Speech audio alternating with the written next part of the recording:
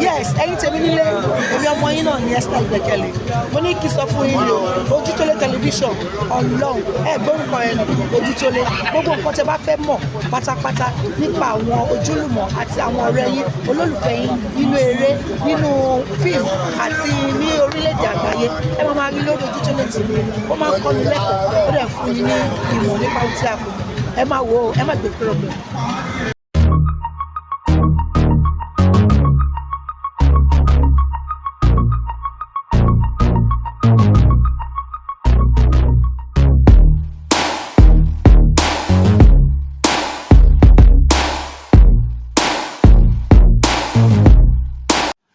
ẹ kú dédé wòyí gbogbo bíi tí ẹ ti ń wò wá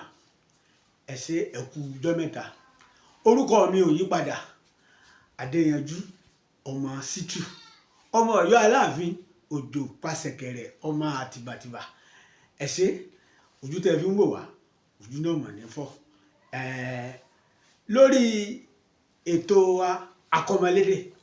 ibẹ̀ ni a wà lórí ìkànnì Ojútólé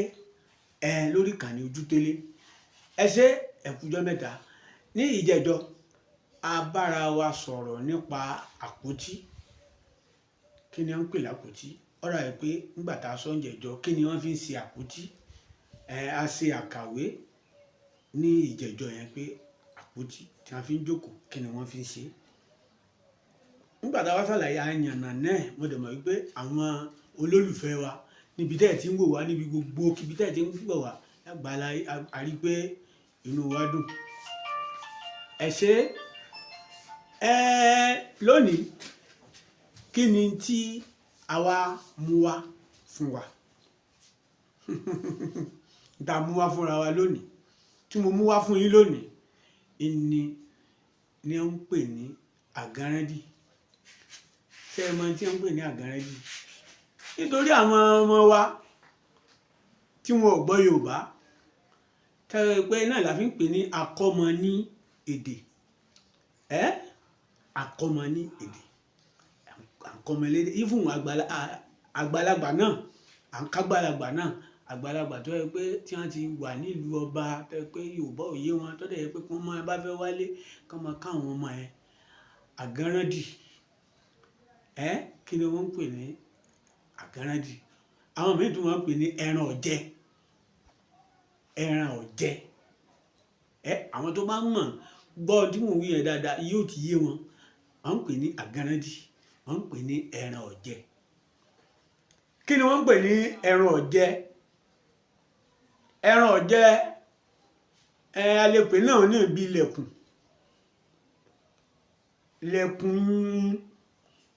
kékeré ni wọ́n máa ṣe láyé gba àwọn bàbá wa kí igi kó tó dáyé irú gẹ́ẹ́ tá a sọ ní ìjẹjọ yẹn náà tá a sọ ní ìjẹjọ náà òun náà ni wọ́n máa ń lò ní wọ́n máa fi kan Eran Oje ìdajì ló máa ń wà bẹ́ẹ̀ bá rí ẹnu ọ̀nà yóò dé bí ìdajì kò sí ẹ̀ ní dédajì gan bí ìdàta òun ni wọ́n ń pè ní Eran Oje kí ni ìdí tí wọ́n fi ń pè ní Eran Oje ni wípé tí wọ́n bá wà táwọn ìyá wa bá wà nílé àtàwọn bàbá wa bóyá wọn ò fẹ́ kí ẹran wọlé ẹ sáà ti mọ tí wọ́n ń pè lẹ́ran ẹran ewúrẹ́ tí wọn ò bá fẹ́ kó wọlé tí wọn ò fẹ́ kó fẹ́ tí wọ́n kó sínú ilé kó wá jẹ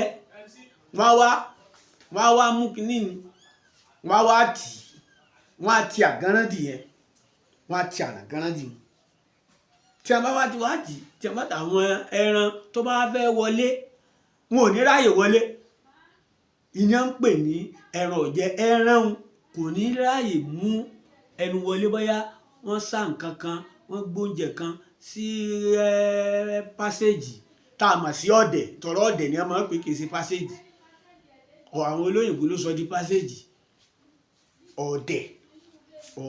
tàbí wọ́n kó nǹkan sínú yàrá tàbí akọ àkọsọ wọ́n wá kan Agannadi àbí ọ̀rọ̀ ìgbà tí mò ń sọ Eran Oje wọ́n wá kàn wọn ò ní jẹ́ran wọlé ìní wọ́n ń pè ní Eran Oje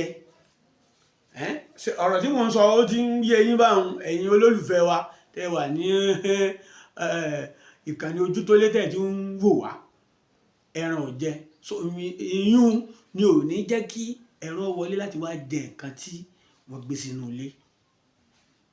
Àbí ọ̀rọ̀ tí mò ń sọ ò yé yín báwọn, ó ti yé yín.